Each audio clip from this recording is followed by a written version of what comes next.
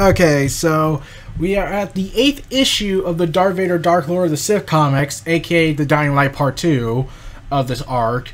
And, okay, Darth Vader, straight up out of nowhere, starts choking the life out of someone who I'm pretty certain is because Darth Vader was told by Palpatine to save somebody, even though they're supposed to kill her.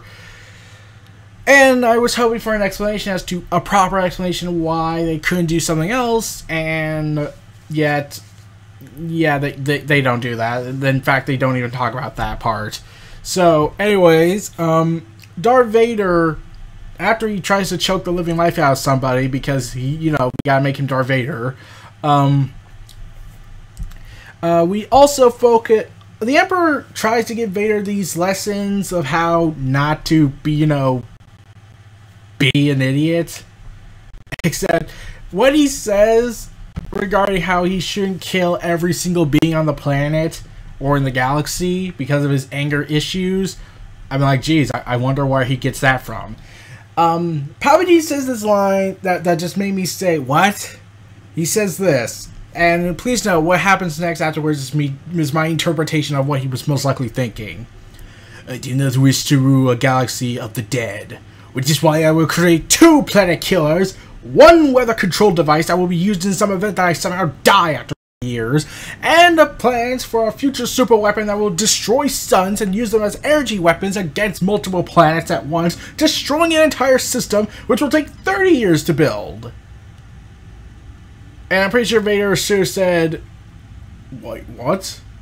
Like, wait, but you just said we don't want to rule a galaxy over the dead. Where the hell did all this planning of weapons of mass destruction come from? So, yeah.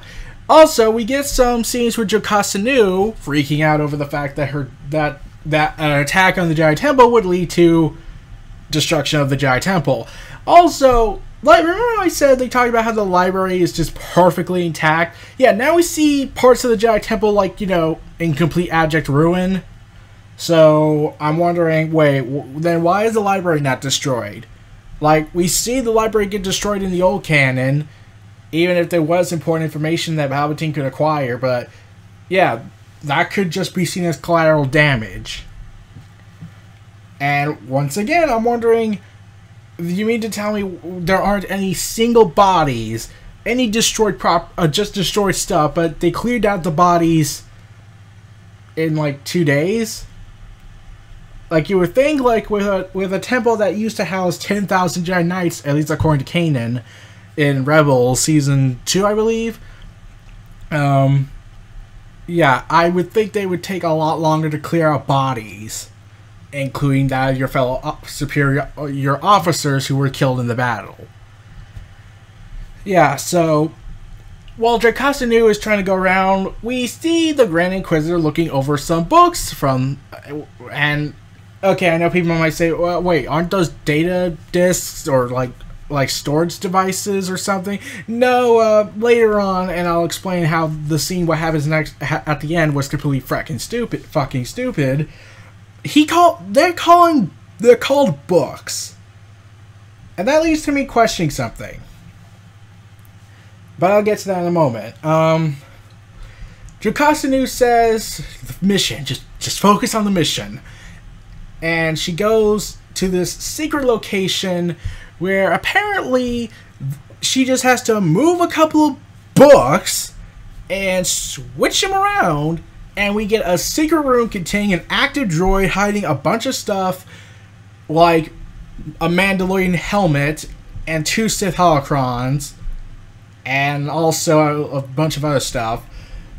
And this just leads me to a very simple question. If whatever they were looking for, what Palpatine wants, is inside that room, that kind of makes Jocasta Nu kind of pointless. Because, think about this. If it's a secret passageway with a droid active, can't Palpatine just call up on the old, malevolence device, super weapon that he ordered Count Dooku to construct during the Clone Wars series, that could detect droids active upon scanning the facility or something? And no matter how small it is, like the medical droid that was found, even after they turned off everything else. Yeah, I'm just wondering, why not just make a smaller device, but can still scan an entire building and find a freaking droid? Like, if they find a droid active, even though they tore down the whole place, they could just find it. Or you know what? Why not just blow up parts of the room and cut open something? Like, okay, like, it just makes me feel like Jocasta Nu was just there because, oh yeah, we don't have anything different from the Legends canon. So bring back Jocasta Nu. She was killed like early on in the Order 66 Crusade. So well, let's bring her back. Let's try and do something with her. And they go out of her way to make her completely pointless, in my opinion. And also, she also gets a call from her droid, who pilots a ship that for some reason is not... Okay, here's the thing. I was just wondering this. I get why the Jedi that Darth Vader first killed had an old version of the starfighter that the Jedi's use, because he has been back in the known galaxy for some time. But why does Jocasta Nu have an older version of the Jedi starfighter? Shouldn't she have like the more up-to-date versions that were made at the end of the Clone Wars? Yeah, I just wondered that. So the droid decides to blow up the room along with 3 Coruscant security officers, after making a ironic joke of how this is all suicide, and then they get killed. And of course, our esteemed Imperials assume it's just a bomb, and that it has Jedi insignia on there, and suspect that it might just be a bunch of people of Resistance. And then they say it's been weeks, which means all this has been happening in the past couple of weeks. Yeah, they never gave a proper time of how long it's been since the first issue, which took place like 1 second after Revenge of the Sith, where Darth Vader screams, "No!" I never got info on that. I didn't like how the Major who wants to contact the person who's in charge of knowing about Jedi stuff, saying this, "Someone new. I've never heard of him. Strange name." So I was like, oh, okay, so let's see. They can remember that, oh wait, Vader has not been completely established because of certain circumstances, and because he's practically a different person at this point, not Anakin had he not been burned alive. Yeah, I actually like that. And then we get, honestly, a pretty awesome scene of Vader in this meditative state, in this otherworldly environment where he's completely covered in dark red, like Carnage from Marvel, Spider-Man. And there's this little blue butterfly telling him, which I'm wondering why it's blue, that represents the light side, according to the Jedi belief. I was wondering, you know, that's actually kind of an awesome scene. Can we get more awesome things like that? Like new takes? Like, I've never seen this before in anything. Not even the Legends canon, as far as I know. Like, they probably wrote it up in a book, but they never made a comic of it, showing the scene of what it'd be like when you... Like, we've seen people meditate in the Star Wars universe. We've seen what happens, like, either they're floating or something, or they're trying to maintain calmness in themselves, or something else, or just feels like this is a form of relaxation. But we never seen what happens inside their heads when they're in this meditative state. We actually get what's inside Vader's head, and it's just complete abject apocalyptic visions, along with him turning into Carnage from Spider-Man. Yeah, that honestly was actually a pretty awesome scene. See, I can admit, there are some good stuff in this stuff, in the new Disney canon. It's not enough to justify the reboot, because you could put that anywhere, but it's interesting that they managed to at least do something. And then we see the hooded guy, who is most likely the same guy from Rogue One, reporting to Vader that the Bureau wants to report something. And they go ahead and have a conversation, and then there's this line. When I look at it now, I just get a little bit mad, because this guy says, what's your name? How do you want to be called? Darth, and then Vader just says, asks to be referred to as Lord Vader. And this leads to, honestly, the most confusing point. Okay. Battlefront 2, Delmico meets Luke, and he never put two, despite being in Inferno Squad, despite the fact that it's been over 20 years since the Emperor took power, he doesn't know that Palpatine was a Force user. He never knew that.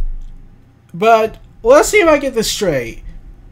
The Major calls him, almost refers to him as Darth, and yet they don't know that doesn't mean Sith, even though, I don't know, the Jedi have been around for 1,000 years or 1,000 generations. They haven't really properly reestablished that part yet, but yeah, but like, okay, if everyone knows what a Sith is, and they just called Vader Darth, why is Delmico the only one that doesn't know what the hell a Sith is? Like, I don't get it. Like, if he was a kid, that would probably make sense, but I'm not sure how old he is, but, I would think, like, wait, but wouldn't it have made more sense if people just knew Palpatine was a Force wielder? Like, they never put two and two together. Like, Darth Vader, like, clearly he is loyal to Palpatine, and they just said he's Darth. Wouldn't that have been obvious? Like, wait, if he's a Force wielder, why isn't he trying to overthrow the Emperor if they don't know he's a Force user? Like, I could get the argument that maybe they don't know Vader is really Anakin, and they just assume he's a loyal Jedi follower who's loyal to the Chancellor and wasn't loyal to the treacherous Jedi. I could get that, but they called him Darth like when the Major is talking to him for the first time. He asked if he can call him Darth Vader, but Vader wants to refer to himself as Lord. And I'm like, and when I finish Battlefront 2's campaign, I'll be talking about that train wreck in a moment, later. But it just amazes me that they clearly know what a Sith is because of the term Darth, and they probably should know about the rule of two. At least I think. I mean, like, maybe the Jedi just knew, but they always knew there were Sith around, and they can't just have disappeared. Like, they had to always have a suspicion that, hey, maybe Palpatine is a Sith.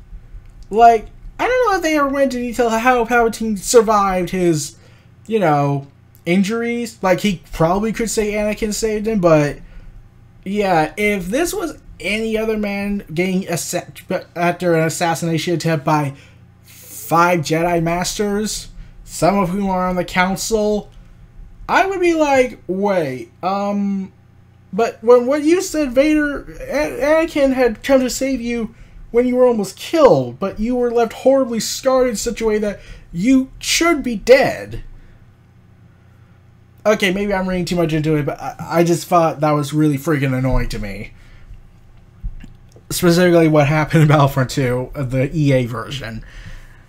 So, Jocasta Nu after Vader gets triggered over the fact that this Major just insulted him, even though he doesn't know who the hell Vader is yet, he uses the Force to show that the bomb was really a ship, and of course this confirms that the Jedi are here! A Jedi is on the planet! Jocasta Nu also is shown in the secret room, like I already went into detail about. She pulls out a holocron crystal that contains a list of all of the known Force-sensitive children out in the galaxy for her to begin her school. And I'm wondering two things. One, there's actually a third one. This is kind of ironic. A Jedi's breaking into the temple to steal a crystal that contains a list of all the known Force-sensitive children they collected, and they plan to informally kidnap. And they did this in the Clone Wars series in Season 2 with Cad Bane breaking into the Jedi Temple to get the list to Palpatine. Number 2, is this what Palpatine wants?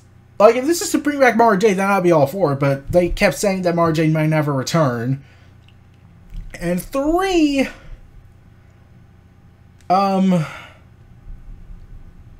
yeah, we never see any more Inquisitors after Season 2 in Rebels.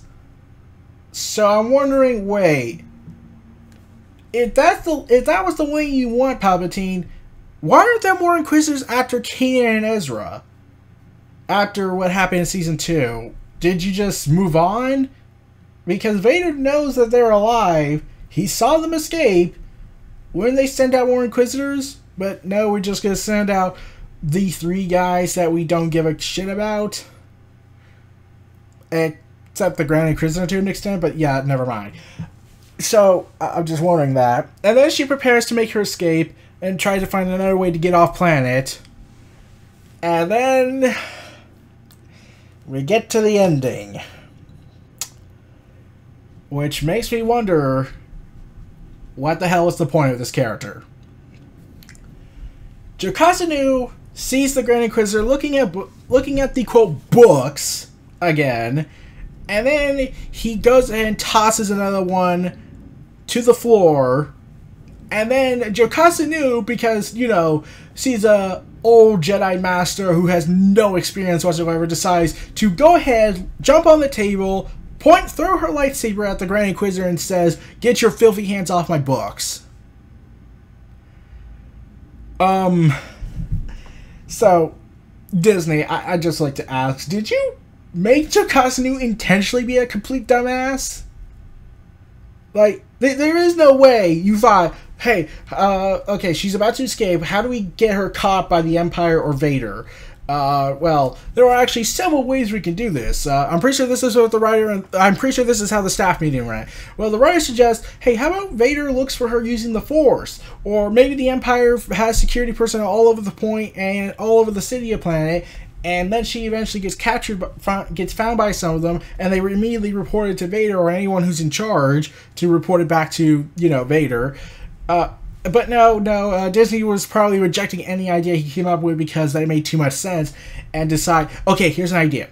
We make her an SJW who gets pissed off that a guy threw books on the floor.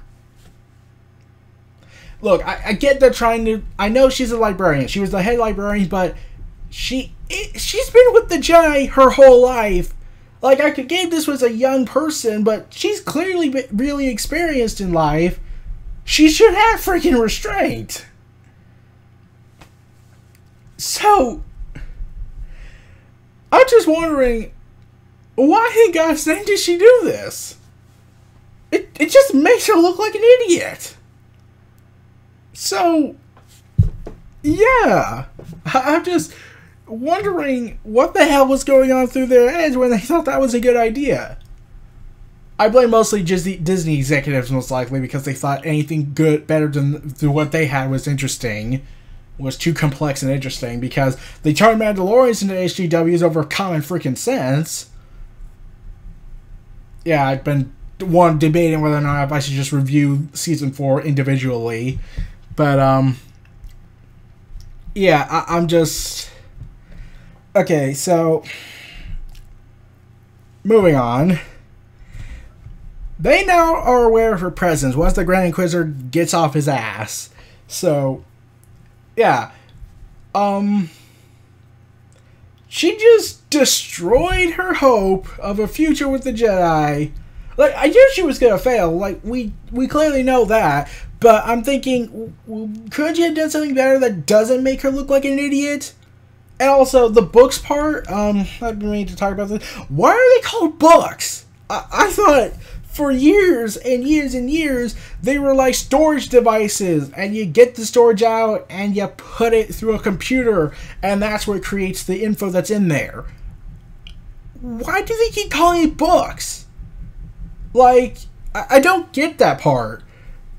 Why are they called books if they're clearly looking like storage devices?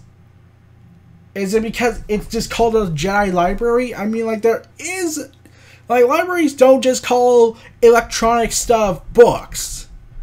There's the iBook, the ebook, all those sorts of things, but this was clearly a storage device that housed data. So, really, they could have called it a data center. It was practically a data center. So, why in God's name do they keep calling it books? Because they look like books? Except they don't have pages in them? I thought that was how I always saw them. I thought they were huge data cards that you put in the computer and all the info comes up. Not just straight up books that you can actually look through the pages.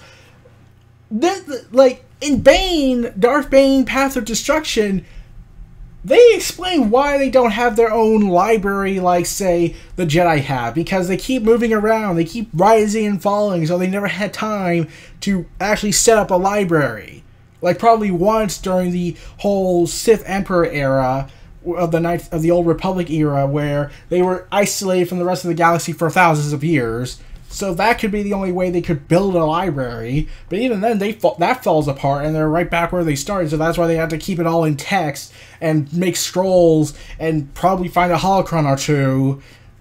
But yeah, I would understand that, but they're clearly this is clearly a data center, not a library with books. Like, that just made me wonder, and and like I said, why couldn't they just use the device that they used on the Malevolence back in the Clone Wars? Like, Palpatine had to have kept the plans. He could have just had deleted all of it. I'm like, he's been made such an idiot throughout the new Disney canon. I wouldn't be surprised if he actually did, because he's evil. But couldn't Palpatine just take the device that was used to track all sorts of electronics in one location and just narrow it down to just the Jedi Temple, just to find that droid that was still active, guarding all the stuff, and no one questioned it. And also, Jocasta Nu, I would have loved it better if she had just sent a younger, hot-headed Jedi who pretty much looks up to Jocasta Nu. Like, that would have made more sense as to why why this person would get hot-headed over the Grand Inquisitor just treating all this stuff that Jocasta Nu treated as precious, as garbage, if it didn't suit his needs. Wouldn't that make more sense to me? Like, I guess she would try and want to do this mission herself, but it just feels like, why? They could have just established he had at least some fellow younger Jedi with her, and they probably would have sent one who could sneak around much quicker because he's probably younger and therefore smaller. He or she is probably younger and smaller, and they could go into tighter spaces to find a way to get around here. And Jocasta Nu just tell him how to unlock the secret passageway. So, and then when they see the Grand Inquisitor treating these quote books as trash, then they could justify the Jedi getting hot-headed over the fact that this Grand Inquisitor is treating what Jocasta Nu thought was treasure as trash. That would make more sense, and Vader could capture this Jedi, interrogate this Jedi, and then they would know what Jocasta Nu is, leading to an epic confrontation with the Inquisitors, Vader, versus the Jedi that are protecting Jocasta Nu. That would have made more sense and actually kind of been more awesome. But no, they didn't do that because, I don't know. So, yeah, also, they've established Jocasta Nu isn't much of a fighter. How in God's name is she supposed to fight a Grand Inquisitor in his prime, a bunch of other Inquisitors who no one gives a shit about, and Darth Vader himself? How is she supposed to fare against all those guys? Not to mention stormtroopers, but they can't shoot to save their lives whatsoever. Oh man. So, like I said, what's the one redeeming quality in this Part A in this comic series? It's the meditation scene. I really actually love that scene. it was pretty much the only thing that made me say, holy shit, that's actually something new and unique in the new Disney canon of Star Wars. We've never seen that before. Like I said, they probably did it in Legends, but they did, but I don't ever recall such a scene. They probably did, is the highly chance of it. But if they haven't, then I'll give Disney props for that. But so far, that pretty much was the only highlight. Everyone else is... They make the Emperor a hypocritical idiot because he's building a Death Star that's to blow up planets to control the galaxy, and if everyone against the galaxy went against him, he'll just blow them all up. Oh, and by the way, your lesson to teach Vader to show restraint, yeah, how did that work out? How many people did he choke after you gave him that lesson? Okay, there was that admiral in the Death Star. There was that guy in Empire Strikes Back. There were probably a bunch of other people in between all three of the original trilogy. He also kept beating up the living life out of anyone who defies him. So, yeah, I think that lesson failed miserably. Like, you could probably say that after Grand Moff Tarkin died, but he did choke somebody in Episode 4 before Tarkin died, so they can't do that. Also, considering the circumstances surrounding Tarkin and Ahsoka, I would think Vader would probably just hate his living guts and just choke the guy anyway, who mocked the Force. So, yeah. I'm just stunned a little bit of how this is how idiotic Disney has made some of these characters. So... yeah. Oh, man. So, those were my thoughts on Darth Vader, Dark Lord of the Sith, Part 8 of the... I don't remember how many issues they're going to be, but those were my thoughts on this. This was Neo Reality Entertainment. Feel free to like, comment, subscribe, and donate. Stay tuned for more.